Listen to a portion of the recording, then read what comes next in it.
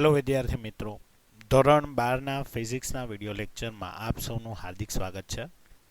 Last time આપણે chapter number 14 જે છે બરાબર, સેમિકન્ડક્ટર. તો સેમિકન્ડક્ટરની અંદર જે છે એ આપણે લોજિક ગેટ અને લોજિક ગેટના જે દાખલાઓ છે એનો આપણે અભ્યાસ કર્યો હતો. આજના વિડિયો લેક્ચરની અંદર આપણે જે ઉદાહરણના દાખલા છે જે બોર્ડના સિલેબસમાં છે બરાબર, તો એ ઉદાહરણના દાખલાનો આપણે અભ્યાસ કરશું. ટેક્સ્ટબુકના જે ઉદાહરણના દાખલા છે, તો શરૂઆતના જે ઉદાહરણના દાખલા છે એ એકદમ થિયોરોટિકલ બેઝ છે બરાબર, એટલે આપણે એને થિયરીના બેઝ ઉપર જ જે છે એ સમજવાનો પ્રયત્ન કરશું. જે જગ્યાએ ગણતરી આવતી હશે ત્યાં હું તમને એક્સપ્લેન કરીશ કે કઈ રીતે દાખલો છે એ થાય છે. ઓકે, તો શરૂઆત કરીએ આપણે ઉદાહરણ નંબર 14.1 થી, જેની રકમ જે છે એ આપણને આ રીતે આપેલી છે.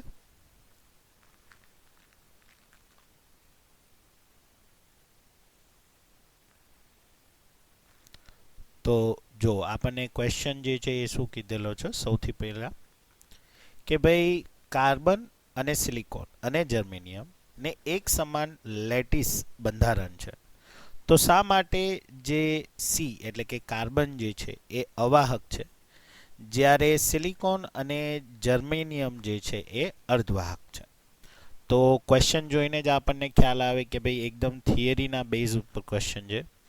હવે આપણને ખબર છે કે ભાઈ અર્ધવાહકો જે છે, તો અર્ધવાહક જે છે એ આપણે ક્યારે કહી શકીએ કે જેની બાહ્યતમ કક્ષામાં ચાર જે છે એ મુક્ત ઇલેક્ટ્રોન અથવા તો જે સહસંયોજક ઇલેક્ટ્રોનની સંખ્યા છે એ 4 હોય એને આપણે શું કહી શકીએ, અર્ધવાહક.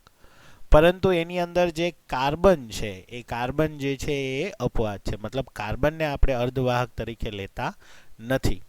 તો એનું કારણ એ છે કે બેઝિકલી એનો જે એનર્જી બેન્ડના આધારે અથવા તો જે કહી શકીએ કે એનો જે ઉર્જા બંધ જે છે એના આધારે આપણે શું કહી શકીએ કે ભાઈ એની અંદરથી ઇલેક્ટ્રોનને મુક્ત કરવા માટે જે ઉર્જા આપવી પડે એ સૌથી વધારે હોય છે. અને એટલા માટે સિલિકોન અને જર્મેનિયમના કમ્પેરિટિવમાં જે કાર્બન છે એનો સહસંયોજક બંધ તોડવા માટે આપણે વધારે ઉર્જાની જરૂર પડે, અને એટલા માટે એને આપણે અર્ધવાહકની અંદર જે છે એ ઇન્ક્લુડ કરતા નથી. તો જોઈએ ટેક્સ્ટબુકનો આન્સર આપણને શું જવાબ આપે છે. તો જો આમાં શું કીધેલું છે કે કાર્બન અને સિલિકોન અને જર્મેનિયમના બંધ બનાવતા 4 ઇલેક્ટ્રોન અનુક્રમે બીજી, ત્રીજી અને ચોથી કક્ષામાં છે. આથી આ પરમાણુઓમાંથી એક ઇલેક્ટ્રોનને બહાર કાઢવા માટે જરૂરી ઉર્જા એટલે કે આયનીકરણની ઉર્જા Eg એ જર્મેનિયમ માટે સૌથી ઓછી, સિલિકોન માટે તેનાથી વધુ અને કાર્બનમાં સૌથી વધુ હોય છે. એટલે કે અગર જો તમારે કાર્બનની બાહ્યતમ કક્ષામાંથી ઇલેક્ટ્રોન દૂર કરવો હોય તો સિલિકોન અને જર્મેનિયમ કરતાં વધારે ઉર્જા આપવી પડે બરાબર, અને આથી વહન માટે મુક્ત ઇલેક્ટ્રોનની સંખ્યા જે જર્મેનિયમ અને સિલિકોનમાં આપણને મળે છે, જેને આપણે મેજોરિટી ચાર્જ અથવા તો માઇનોરિટી ચાર્જ કેરિયર કહીએ છીએ, તો એ આપણને કાર્બનમાં સૌથી ઓછા મળે છે. તો જેથી આપણને ખ્યાલ જ છે કે ભાઈ આપણે અર્ધવાહક જે છે એનો મેઇન પર્પસ શું છે, તો કે ભાઈ વિદ્યુતનું વહન થવા માટે. અને વિદ્યુતનું વહન કઈ રીતે, તો કે ભાઈ વધારે ક્ષમતાથી, પરંતુ કાર્બનની અંદર જે છે એ વસ્તુ થતી નથી, અને એટલા માટે આપણે કાર્બનને જે છે એ અર્ધવાહક તરીકે લેતા નથી. ઓકે, તો આ હતો જે ઉદાહરણ નંબર 14.1. ત્યારબાદ આપણે જોઈએ 14.2. તો એ પણ સિમિલરલી જે છે એ થિયરોટિકલ ક્વેશ્ચન છે. તો જો શું કહે છે કે ભાઈ ધારો કે શુદ્ધ સિલિકોન સ્ફટિક છે અને એની અંદર પરમાણુની જે સંખ્યા છે એ 5 × 10⁻28 છે બરાબર. એટલે કે ફોર એક્ઝામ્પલ આપણે એમ જોઈએ કે ભાઈ આ એક સિલિકોન છે એનો સ્ફટિક છે બરાબર, અને એની અંદર જે કણોની સંખ્યા છે એ 5 × 10⁻28 પરમાણુ છે પર ક્યુબ મીટર ક્યુબ, એટલે એકમ કદની અંદર આટલા પરમાણુ સિલિકોનના છે. હવે એને આપણને એમ કીધું છે કે તેને 1 ppm ઘનતા સાંદ્રતા સાથે આર્સેનિક વડે ડોપ કરવામાં આવે છે. એટલે આપણને ખબર છે કે ભાઈ ડોપિંગ પ્રોસેસ શું છે, તો કે ડોપિંગ એટલે શું થાય કે અશુદ્ધિનો ઉમેરો કરવો. તો અહીંયા આપણે અશુદ્ધિ જે છે એ આર્સેનિક લઈએ છીએ 1 ppm 5/મિલિયન, બરાબર છે. એટલે કે આના જ્યારે 10⁶ ઘાત હોય ત્યારે એક પરમાણુ જે હશે એ શેનો હશે? અશુદ્ધિનો હશે, બરાબર. તો બેઝિકલી જે છે એ આપણે કેલ્ક્યુલેશન જે છે એ કઈ રીતે લખી શકીએ કે ભાઈ બેઝિકલી જે 28 છે, બરાબર, તો 28 ઘાત જે છે એ બેઝિકલી શું થાય કે ભાઈ 28 જે છે એ તમારા માટે, એક સેકન્ડ, તો બેઝિકલી આપણે એમ લગાવી શકીએ કે ભાઈ 10⁶ પરમાણુ હોય ત્યારે એક અશુદ્ધિ થાય, બરાબર. તો 5 × 10⁻28 ઘાત એ કેટલી હોય, બરાબર. તો 28 માંથી 6 જે છે એ બાદ કરીએ તો એપ્રોક્સિમેશન 22 જે ઘાત છે એ હશે. એટલે જે આપણને અશુદ્ધિના કણોની સંખ્યા જે છે એ એપ્રોક્સિમેશન કેટલું મળશે? તો કે ભાઈ 5 × 10⁻22 ઘાત જેટલી મળે એપ્રોક્સિમેશન, બરાબર છે. આટલી જે છે એ આપણે અશુદ્ધિની જે સંખ્યા છે કે જે આર્સેનિક આપણે અશુદ્ધિ તરીકે ઉમેરવાના છીએ, તો એ આર્સેનિક અશુદ્ધિ તરીકે આટલા પરમાણુ જે છે એ રિક્વાયરમેન્ટ હોય, બરાબર. પણ અહીંયા આપણને શું કીધું છે કે ઇલેક્ટ્રોન અને હોલની સંખ્યા ગણવાની છે, બરાબર. તો નંબર ઓફ ઇલેક્ટ્રોન અને નંબર ઓફ હોલ જે છે એ આપણે કેલ્ક્યુલેટ કરવાનું છે, બરાબર. અને સાથે સાથે આપણને શું કીધું છે કે ભાઈ Ni = 1.5 × 10⁻16 મીટર ઇન્વર્સ ક્યુબ આપેલું છે, બરાબર. તો Ni જે છે એ આપણને ખબર છે કે ભાઈ ઇન્ટ્રેન્સિક જે છે એ થશે, ઇન્ટ્રેન્સિક જે પરમાણુઓની સંખ્યા છે એ, બરાબર. તો થિયરી જો આપણને ખ્યાલ હોય તો આપણને ખ્યાલ આવી જાય કે ભાઈ ઇન્ટ્રેન્સિક એટલે જે છે એ શું થશે, તો કે જ્યારે આપણે અર્ધવાહકની અંદર અશુદ્ધિ ઉમેરીએ છીએ અને એ પ્રમાણે જે આપણને અર્ધવાહક મળે છે, બરાબર. તો આંતરિક જે છે એ, તો એ આંતરિક અર્ધવાહક જે છે એ બનાવવાની પ્રોસિજરમાં આપણે જોયું હતું, બરાબર. તો એની અંદર બેઝિકલી જે છે એ અશુદ્ધિના કમ્પેરેટિવમાં તાપમાનના બેઝ ઉપર હોય કે જે રીતે તાપમાન વધારો અને બંધ તૂટે છે અને એ પ્રમાણે તમને ઇલેક્ટ્રોન અથવા તો હોલ મળે છે, તો એના બેઝ ઉપરથી આપણને ઇન્ટ્રેન્સિક જે છે એ કણોની સંખ્યા મળે, બરાબર છે. તો અહીંયા આપણે જોઈએ તો ઇન્ટ્રેન્સિક જે કણોની સંખ્યા છે એ એપ્રોક્સિમેશન 10⁻16 છે, બરાબર. અને જે કણોની સંખ્યા જે છે એ કેવી છે? 10⁻28 ઘાત, બરાબર. આપણે અત્યારે ઘાત ઉપર મેઇનલી જે એ ફોકસ કરીએ છીએ, બરાબર. તો ઇન્ટ્રેન્સિક હશે એટલે શું થશે કે જે મેજોરિટી ચાર્જ કેરિયર હશે, બરાબર છે, તો એના સંદર્ભમાં અગર જોવા જઈએ તો અહીંયા શું થઈ જશે? જે ઇલેક્ટ્રોન, હવે આર્સેનિક જે છે એ શું થયો? તમારો ડોનર થશે, બરાબર. હવે ડોનર થાય એટલે શું થાય? આર્સેનિક જે છે એ તમારું જે છે એ ડોનર થશે. ડોનર થાય એટલે શું થાય કે જે એ ઇલેક્ટ્રોન આપશે, બરાબર. તો અહીંયા આપણે ઇલેક્ટ્રોન અને જે હોલની સંખ્યા, હવે જે ઇલેક્ટ્રોનની સંખ્યા હશે એ આર્સેનિકની જે તમારી સંખ્યા છે એના ઇક્વિવેલન્ટ હશે. તો કે Ni જે છે, Ne જે છે એ આપણા માટે શું થઈ જશે? ડોનરની જે સંખ્યા છે એ થઈ જશે, બરાબર. તો ડોનરની જે સંખ્યા છે એ આપણા માટે જે છે એ આખે આખું કેટલું થશે? તો જે 5 × 10⁻22 ઘાત છે એ આપણે ગોતી લીધેલી છે, એ આપણા માટે શું થઈ જશે? ડોનરની સંખ્યા થઈ જશે. હવે આપણે હોલની સંખ્યા ગોતવાની છે. તો હોલની સંખ્યા માટે આપણી પાસે એક ફોર્મ્યુલા છે કે ભાઈ Ni² = શું થશે? Ne × NH, બરાબર. તો એની તો આપણા માટે જે છે ડોનરની સંખ્યા આપણે કીધી અને આપણે એ પ્રમાણે લીધું કે ભાઈ 1 parts/million, મતલબ કે એક જે પરમાણુ હશે એની સામે જે છે, બરાબર, એક અશુદ્ધિનો પરમાણુ હોય તો પાર્ટિકલના પરમાણુ કેટલા હશે? 10⁻6. તો 10⁻6 છે એક પરમાણુ જોતો હતો તો 5 ગુણ્યા 10 ની 28 આપણને કેટલા અશુદ્ધિના પરમાણુ જોઈએ, તો એના આધારે આપણે ઇલેક્ટ્રોન એટલે કે જે ડોનર છે એની સંખ્યા આપણે ગોતી લીધી. બરાબર, એનઆઈ આપણને આપેલો છે, તો NH બરાબર શું થઈ જશે? Ni² by Ne. તો Ni² જે છે એ આપણને કેટલો આપેલો છે?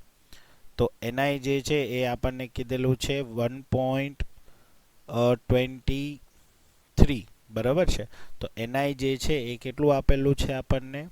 1.5 × 10⁻16² અપોન Ne જે છે એ કેટલું થશે? 5 × 10⁻22. બરાબર, એટલે હવે આપણે આનું સાદુરૂપ આપીએ એટલે 1.5 × 10⁻16 અને એનો સ્ક્વેર એટલે 2.25 × 10⁻32 અપોન 5 × 10⁻22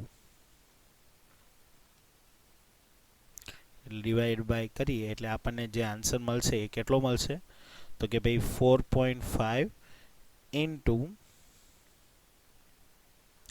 22 એટલે 10 એટલે 2.25 ડિવાઈડ બાય 5 એટલે 0.45 × 10⁻10.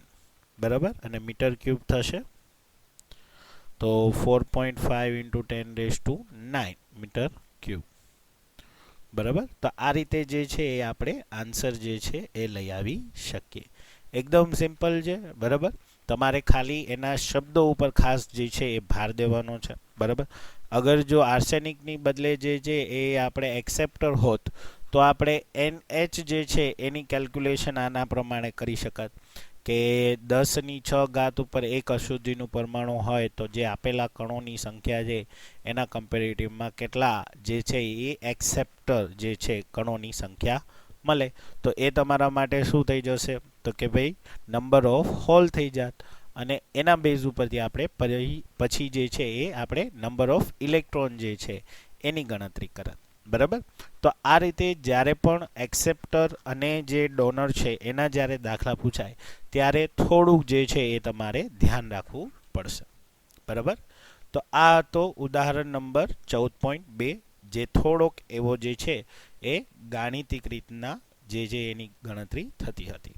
બરાબર, હવે ત્યારબાદ જે છે એ આપણે જોઈએ ઉદાહરણ નંબર 14.3. તો ક્વેશ્ચન આપણને એવું કહે છે કે ભાઈ જે 14.3 જે છે શું કહે છે કે ભાઈ શું આપણે P પ્રકારના અર્ધવાહક ચોસલાને ભૌતિક રીતે બીજા N પ્રકારના અર્ધવાહક સાથે જોડીને PN જંકશન બનાવી શકીએ? તો PN જંકશનની થિયરી જે છે એ આપણે સૌ કોઈ જે છે એ ભણી ગયા છે. તો આપણને ખબર જ છે કે ભાઈ PN જંકશન છે એ કઈ રીતે બનાવવાનું હોય, તો કે સિમ્પલ કે ભાઈ એક તમારે અર્ધવાહક લેવાનું, એની અંદર P પ્રકારના અને N પ્રકારના જે છે એ તમે શું ઉમેરો? અશુદ્ધિ ઉમેરશો. બરાબર, એટલે શું થશે? એ પ્રમાણે તમને number of majority charge carrier બરાબર અને number of minority charge carrier જે છે એ મળશે, અને એ પ્રમાણે તમારે જે છે એ ડિવિઝન પડશે કે ભાઈ P પ્રકારનું ડિવિઝન અને N પ્રકારનું ડિવિઝન. બરાબર છે, અને એના ઉપરથી આપણે એને શું કહેતા હતા કે PN જંકશન. બરાબર, તો PN જંકશન જે છે એ અર્ધવાહકમાં અશુદ્ધિ ઉમેરીને બનાવવામાં આવતું, એવી રીતે નહીં કે ભાઈ P પ્રકારનો બ્લોક લીધો, N પ્રકારનો બ્લોક લીધો અને એ બેને જોઈન્ટ કરી દીધું. બરાબર, એવી રીતે ક્યારેય બનશે નહીં. તો એનો જે જવાબ હશે એ શું હશે કે ના ભાઈ એવી રીતે ભૌતિક રીતે જે છે એ અલગ અલગ ચોસલાને આપણે ભેગા કરીને બનાવી શકીએ નહીં. તો કે ટેક્સ્ટબુકમાં શું કારણ આપ્યું છે એ જોઈએ, તો કે ના, કોઈ પણ ચોસલું ભલે ને ગમે તેટલું સપાટ હોય તો પણ સ્ફટિકમાંના આંતરપરમાણુય અંતર વચ્ચે 2 થી 3 mm અથવા તો 2 થી 3 તો વધુ ખરબચડું હોય જ છે, અને તેથી પરમાણુય સ્તરે સતત જોડાણ શક્ય નથી. અને વહેતા વિદ્યુતભારો માટે આ જંકશન છે એ અસતત વિસ્તાર તરીકે કાર્ય કરે છે. મતલબ કે એક માઇક્રોનની અંદર પણ જો આપણને સ્પેસ વચ્ચે મળી જાય એટલે શું થાય કે જે પી તરફથી એન તરફ અથવા તો એન તરફથી પી તરફના જે ઇલેક્ટ્રોનની આપલે છે અથવા તો મેજોરિટી કે માઇનોરિટી ચાર્જ કેરિયરની આપલે જે છે એ પ્રોપરલી થઈ શકતી નથી અને જે વિદ્યુતનું વહન થવું જોઈએ એ પ્રોપરલી થતું નથી. બરાબર.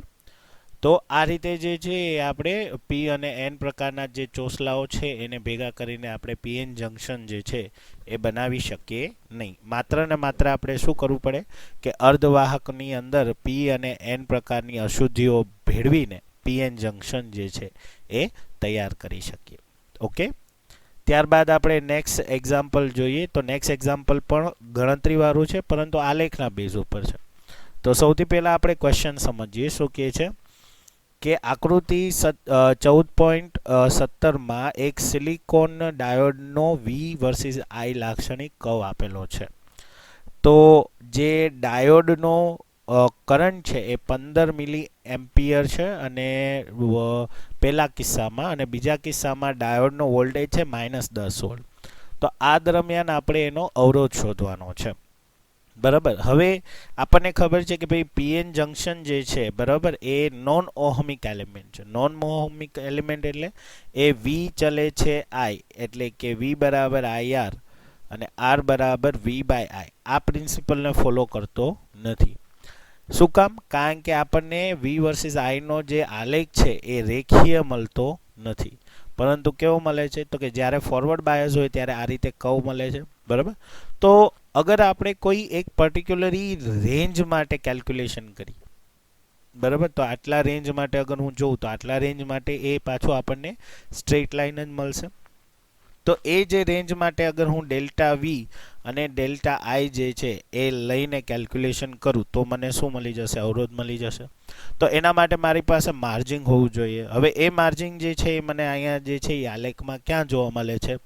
તો કે આ જે વિસ્તાર છે એટલા વિસ્તારમાં મને સ્ટ્રેટ લાઇન જોવા મળે છે. તો એ સ્ટ્રેટ લાઇન માટે જો મારી પાસે જે કરંટ છે એ કેટલો છે તો કે ભાઈ 10 થી લઈને 20 સુધીનો છે. બરાબર. એટલો માર્જિન પણ મને અવેલેબલ થાય છે અને સાથે સાથે મને એનો વોલ્ટેજ બી ખબર છે. અગર 20 થી 15 હું લઉં તો પ્રશ્ન શું થાય કે ભાઈ અહીંયાનો મને વોલ્ટેજ મળતો નથી. તો જે આપણને ડેલ્ટા આઈ જે છે બરાબર કે વિદ્યુત પ્રવાહનો જે માર્જિન છે પહેલા કિસ્સા માટે, તો પહેલા કિસ્સામાં આપણને શું કીધું છે કે ભાઈ આપણો જે ફોરવર્ડ અથવા તો જે ડાયોડનો કરંટ છે એ કેટલો છે તો કે ભાઈ 15 મિલી એમ્પિયરનો. તો એના માટે થઈને આપણે જે માર્જિન લઈશું એ 20 અને 10ની વચ્ચે લઈ શકીએ, એટલે 15 છે એની અંદર ઇન્ક્લુડ થઈ જશે. તો 20 મિલી એમ્પિયરથી લઈને અથવા તો 10 મિલી એમ્પિયરથી લઈને 20 મિલી એમ્પિયર સુધીનું આપણું માર્જિન હોય તો ડેલ્ટા આઈ જે છે આપણને શું મળશે તો કે ભાઈ ડેલ્ટા આઈ છે આપણને 10 મિલી એમ્પિયર મળશે. બરાબર. કઈ રીતે? તો કે ભાઈ 20 - 10 એટલે 10 મિલી એમ્પિયર. ઓકે. અને જે વોલ્ટેજ છે તો એ વોલ્ટેજનો માર્જિન આપણને 0.7 અને 0.8ની વચ્ચે મળે છે. તો ડેલ્ટા વી જે છે એ આપણને 0.7 અને 0.8ની વચ્ચે મળે છે. તો એના માટે અગર આપણે ડેલ્ટા વી લઈએ તો શું થશે? 0.8 - 0.7 એટલે કેટલું થશે? 0.1 વોલ્ટેજ. બરાબર. તો અગર એના માટે હું અવરોધ જે છે એ કેલ્ક્યુલેશન કરું તો શું થઈ જશે?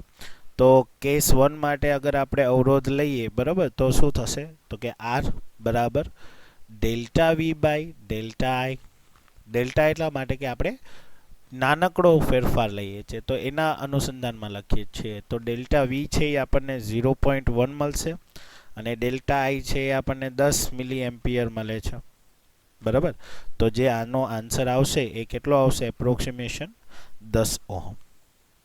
બરાબર.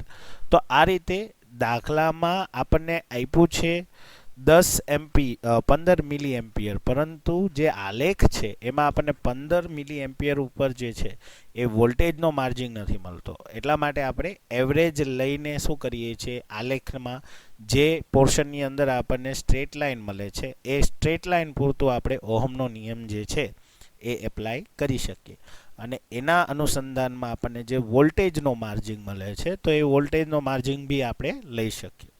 તો આ રીતે એના માટે કે જ્યારે ફોરવર્ડ બાયસ છે એના માટે આપણે જે છે એ શું કરી શકીએ કે અવરોધ ગોતી શકીએ.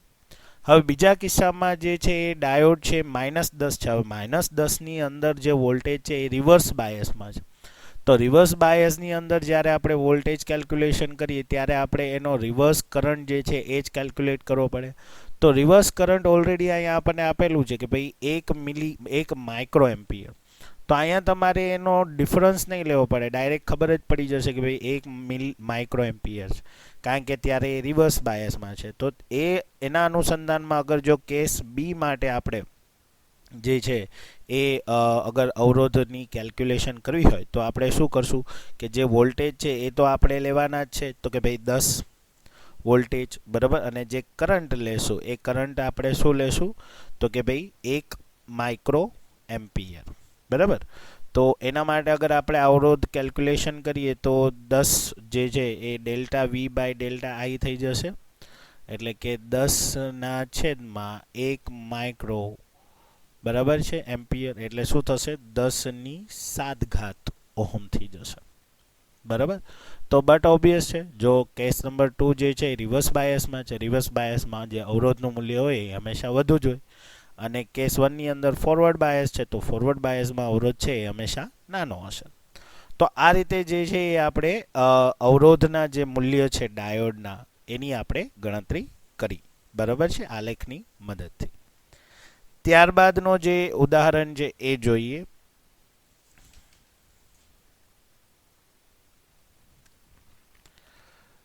હવે ત્યારબાદ જે આપણને ઉદાહરણ આપેલું છે એ છે ઉદાહરણ નંબર 14.5. તો ક્વેશ્ચન શું કહે છે, એક ઝેનર રેગ્યુલેટેડ પાવર સપ્લાયમાં જે ઝેનરનો વોલ્ટેજ છે એ 6 વોલ્ટનો ઝેનર ડાયોડ રેગ્યુલેશન માટે ઉપયોગ કરવામાં આવે છે. તો જરૂરી લોડ છે એ પ્રવાહ છે 4 મિલી એમ્પિયર છે અને અનરેગ્યુલેટેડ ઇનપુટ જે છે એ 10 વોલ્ટનો છે. તો શ્રેણીમાં જે અવરોધ રાખે છે એનું મૂલ્ય કેટલું હોવું જોઈએ. તો અગર તમને રેગ્યુલેટરનો જે સર્કિટ છે ઝેનર ડાયોડ એ જો યાદ હોય તો આપણને ખ્યાલ છે કે ભાઈ આ રીતે જે કનેક્શન હતું એ આપણે આપ્યું હતું કે અહીંયા જે છે એ ઝેનર ડાયોડ આપણે રાખ્યો હતો, બરાબર. અને અહીંયા આપણે લોડ અવરોધ જે છે એ સેટ કરેલું હતું, બરાબર છે. આ રીતે બી સેટ, સોરી અહીંયા નહીં, આ રીતે આપણે સેટ કરી શકીએ, બરાબર. તો અહીંયા આપણે અનરેગ્યુલેટેડ વોલ્ટેજ જે છે એ આપતા હતા અને અહીંયા આપણને રેગ્યુલેટેડ વોલ્ટેજ જે છે એ મળતું હતું, બરાબર. તો અહીંયા આપણને આ જે શ્રેણીમાં જે અવરોધ છે એનું આપણે મૂલ્ય ગોતવાનું છે, બરાબર. હવે અનરેગ્યુલેટેડ વોલ્ટેજ છે એ કેટલો આપે છે, 10 વોલ્ટ આપે છે, બરાબર. જે ઝેનર છે એનો વોલ્ટેજ કેટલો છે, 6 વોલ્ટનો છે, બરાબર. અને આપણને જે પ્રવાહ છે કે એટલે ઝેનર ડાયોડની અંદર જે પ્રવાહ જાય છે એ પ્રવાહ જે છે એ કેટલો આપેલો છે તો કે ભાઈ 20 મિલી એમ્પિયર, બરાબર. તો આપણને એમ કીધું છે કે ભાઈ જે સિરીઝ છે એના માટે આપણે જે અવરોધ છે એ ગોતવાનો છે. તો બેઝિકલી જે 10 વોલ્ટ આમાંથી પસાર થશે, બરાબર. હવે અહીંયા જે છે એ 6 વોલ્ટ છે, એટલે આ બે ટર્મિનલ વચ્ચે જે વોલ્ટેજ ડિફરન્સ હશે એ કેટલો હશે તો કે આ 10 વોલ્ટ થઈ ગયો, આ જે છે એ 6 વોલ્ટ થઈ ગયો, બરાબર. તો જે વોલ્ટેજ ડિફરન્સ હશે એ ડેલ્ટા વી જે છે એ કેટલો હશે તો કે ભાઈ 10 - 6 એટલે કેટલો થશે 4 વોલ્ટ થઈ ગયો, બરાબર. હવે બેઝિકલી શું હોય કે જે ઝેનર ડાયોડમાંથી જે પ્રવાહ પસાર થાય એ હંમેશા જે છે એ આપેલા પ્રવાહ કરતાં હંમેશા કેવો હશે, નાનો જ હશે, બરાબર. તો આપેલો પ્રવાહ હશે એ આના કરતાં કેવો હશે, મોટો હશે, બરાબર છે. તો જે આપેલો પ્રવાહ છે એ મોટો છે, બરાબર છે. હવે એકચ્યુઅલી જે અહીંયા આપણને ઝેનર ડાયોડનો પ્રવાહ છે એ સોરી 20 મિલી એમ્પિયર નહીં પરંતુ 4 મિલી એમ્પિયર આપેલું છે, બરાબર. તો ફોર અ કેલ્ક્યુલેશન પર્પઝ એક થિયરી જે છે એ આપણા સિલેબસમાં તો નથી, પરંતુ જ્યારે પણ પ્રેક્ટિકલ કરતા હશું ત્યારે આપણને એક અંદાજો આવશે કે જે પ્રવાહ જે આપીએ છીએ અને જે ઝેનર ડાયોડની અંદર જે પ્રવાહ હશે, બરાબર, એની અંદર 5 ગણાનો ડિફરન્સ હશે. મતલબ કે જે પ્રવાહ આપણે આપશું એ ઝેનર ડાયોડના પ્રવાહ કરતાં 5 ગણો હશે. એટલે જે પ્રવાહ આપણે આપશું એ અત્યારે જે છે એ ફોર એક્ઝામ્પલ 4 માઇક્રો એમ્પિયર છે. તો આપણે જે છે એ કેટલો આપવો જોઈએ? તો કે ભાઈ 4 ગુણ્યા 5 કરી નાખો એટલે કેટલા થશે? 20 મિલી એમ્પિયર થઈ જશે. બરાબર, માઇક્રો નહીં, સોરી, મિલી એમ્પિયર. તો 4 મિલી એમ્પિયર જે છે એનું 5 ગણું. બરાબર છે. એટલે આપણે અહીંયા એક નોંધ શું લઈ શકીએ કે ભાઈ પ્રેક્ટિકલ જ્યારે આપણે આનો કરીએ ત્યારે આપણને આ વસ્તુનો ખ્યાલ આવે. બરાબર, ટેક્સ્ટ બુકમાં આપણને ડાયરેક્ટલી કહી દીધું છે, પણ તમે જ્યારે પ્રેક્ટિકલ પરફોર્મ કરશો ત્યારે તમને પણ આઈડિયા આવી જશે કે જે આપણે પ્રવાહ આપીએ છીએ એટલે જે પ્રવાહ સપ્લાય કરીએ છીએ, બરાબર, તો એ પ્રવાહ સપ્લાય જે હશે એ હંમેશા જે ઝેનર ડાયોડ હશે, બરાબર, એના પ્રવાહ જે હશે એના કરતાં કેટલો? 5 ગણો હશે. બરાબર છે. આ રીતે હોય તો આપણને જે સપ્લાય કરંટ છે એ કેટલો મળે છે? 20 મિલી એમ્પિયર મળે છે. તો જે ટોટલ કરંટ છે, તો ટોટલ કરંટ કેટલો થઈ જશે? તો કે ભાઈ 20 મિલી એમ્પિયર પ્લસ 4 મિલી એમ્પિયર એટલે ટોટલ કેટલો થઈ ગયો? 24 મિલી એમ્પિયર થઈ ગયો. બરાબર, હવે આપણે અહીંયાથી જે પ્રવાહ જશે એ તો ટોટલ કરંટ જ હશે. તો જે અવરોધ આપણે ગોતવાનો છે એના માટે આપણે શું કરશું? તો કે ભાઈ voltage difference upon total current. બરાબર, તો વોલ્ટેજ ડિફરન્સ આપણને કેટલો મળ્યો? 4. અને જે કરંટ છે એ કેટલો છે? 24 મિલી એમ્પિયર. બરાબર, એટલે 4 24/10⁻³ બરાબર, એટલે આપણને કેટલો મળશે? 4/24 અને ગુણ્યા 1000 છેદનો છેદ ઉપર આવેલે એટલે એપ્રોક્સી 166.66 ઓહમ જે છે એ આપણને શું મળશે?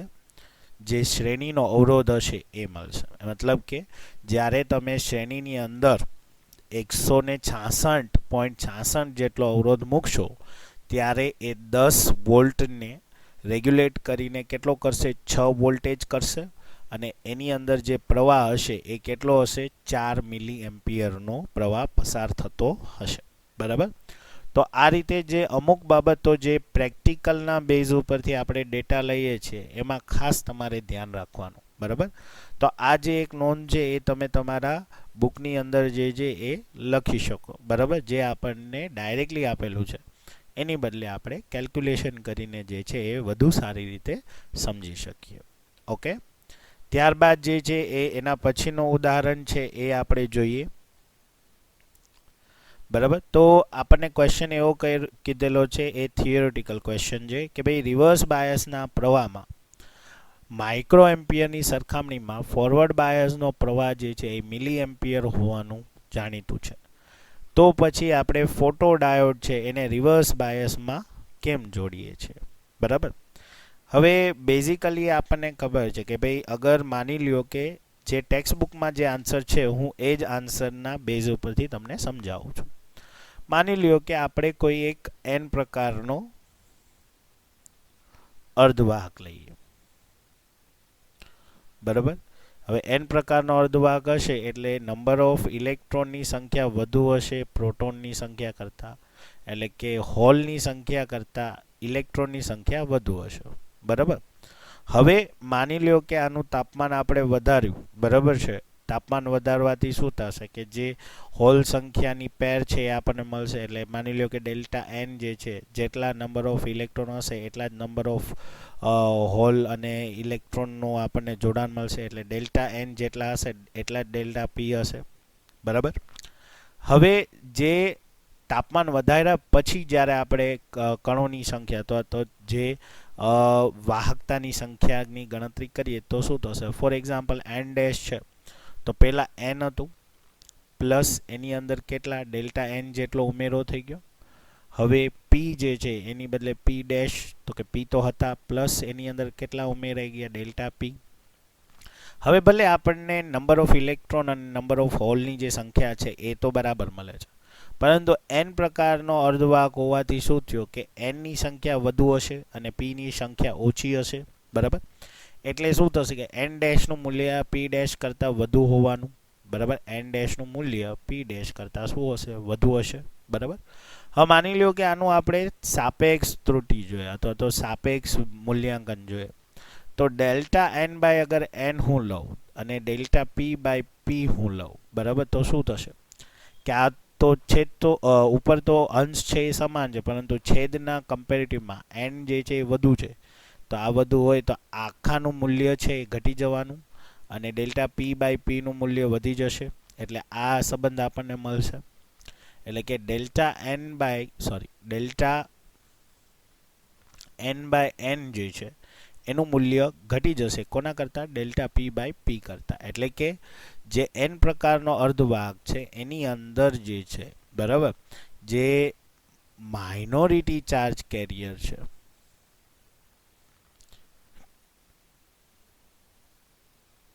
બરાબર, એટલે કે ડેલ્ટા p બાય p જે છે, બરાબર, એના દ્વારા જે વહન છે એ કેવું થાય છે? વધુ થાય છે. એટલે કે રિવર્સ હતું n પ્રકાર પણ થાય છે મેજોરિટી જે વહન થ્રુ જે છે એ કેનું થાય છે?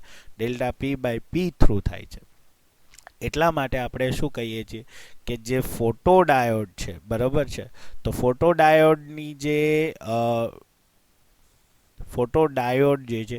એની જે કાર્ય કરવાની પદ્ધતિ છે એ આ રીતની હોય છે કે ભાઈ હોય છે p પ્રકાર, તો એને જે જોડાણ છે એ એના કરતાં રિવર્સમાં આપીએ છીએ અને એના થ્રુ આપણને શું મળે છે કે જે સાચી જે હોલ અથવા તો નંબર ઓફ ઇલેક્ટ્રોનની સંખ્યા છે જેના થ્રુ આપણને વહન મળે છે એનો ડેટા આપણને મળે છે. બરાબર, તો એના બેઝ ઉપરથી આપણે જે છે એ કહી શકીએ કે જે ફોટોડાયોડ છે એને આપણે શું કરીએ છીએ?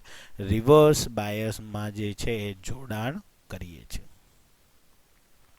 બરાબર, અને એના થકી આપણને જે ફોરવર્ડ બાયસના કનેક્શનમાં મળે એટલો જ ડેટા જે છે એ આપણને મળે છે.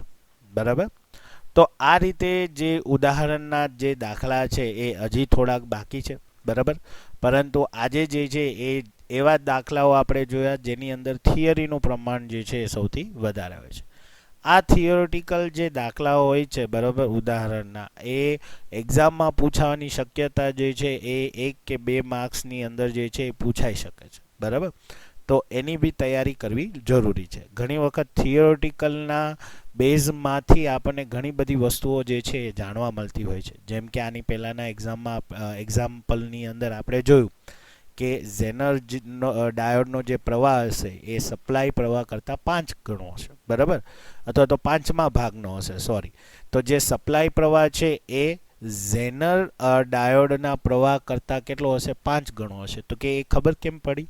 કારણ કે થિયરી ના જે દાખલાઓ છે એ આપણે જોયા અને એની અંદર આપણને વાંચ્યું એટલે આપણને આઈડિયા આવ્યું. બરાબર, તો આ જે થિયોરિટિકલ ટાઈપના ક્વેશ્ચન જે ઉદાહરણમાં હોય છે એ ખાસ કરવા અને જ્યારે પણ એની આપણે તૈયારી કરીએ તો જે અમુક એવા મુદ્દાઓ તમને દેખાય તો એને હાઇલાઇટ કરવા, જેથી કરીને જ્યારે તમે પરીક્ષાની તૈયારી કરો ત્યારે એ મુદ્દાઓ તમને દેખાય. ઓકે, તો નેક્સ્ટ વિડીયો લેક્ચરની અંદર આપણે વધારાના દાખલાઓ જે છે એ ઉદાહરણના દાખલાઓ પ્લસ સ્વાધ્યાયના દાખલાઓ જે છે એ આ ચેપ્ટરના આપણે જોશું. બરાબર, આજે અહીંયા સુધી રાખીએ. થેન્ક યુ વિદ્યાર્થી મિત્રો.